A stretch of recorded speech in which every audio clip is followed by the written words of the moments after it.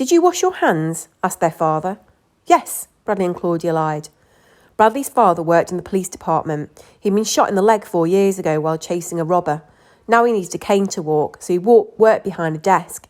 He didn't like that kind of work and often came home grumpy and short-tempered. The police never caught the man who had shot him. "I hate fish," Bradley said as he sat down.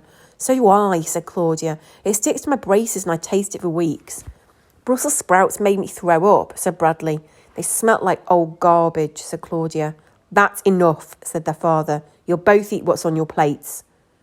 Bradley held his nose with one hand while he picked up a Brussels sprout with the other and put it whole into his mouth.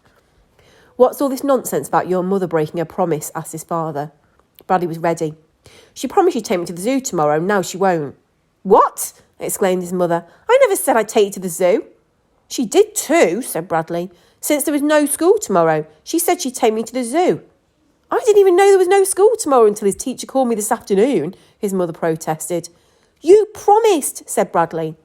"OK," said his father. "Janet, what time is your appointment tomorrow with Bradley's teacher?" 11 o'clock. "OK, you can go to your appointment and still have time to take Bradley to the zoo after lunch." "But I never said I'd take him to the zoo."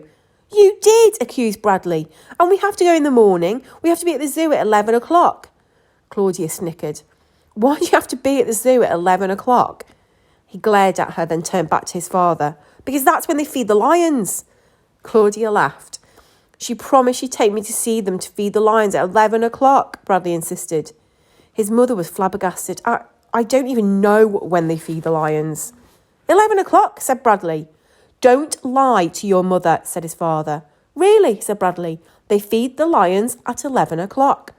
"I don't tolerate lying," said his father. "I'm not lying," said Bradley. "Call the zoo if you don't believe me." "Don't lie to your mother and don't lie to me. Call the zoo." "Your mother said she never promised to take you to the zoo. She's lying." Right after he said it, he knew it was a mistake. His father turned purple with rage. "Don't ever call your mother a liar. Now go to your room."